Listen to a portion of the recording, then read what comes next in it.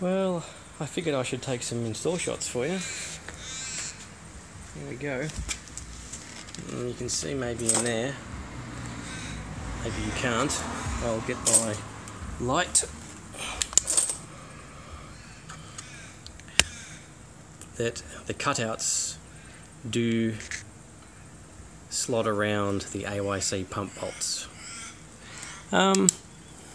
There are more bolts to get this thing off on a facelift than there are on a pre-facelift. There's way more bolts down here, and there's even a screw here hidden under a little white plastic cover on both sides. I had to widen the holes for these bolts by using one of these drill bits. One of those things.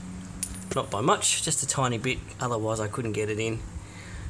When you're tightening those bolts, it takes a while to tighten them down. It kind of feels like you're stripping the threads, because what you're actually doing is, particularly on the right hand side, is if your little cutout notches in here, if your little cutout notches in, where's my light source, in there for those AYC bolts aren't exactly right, you may be thinking you're actually having to pull this thing down against those.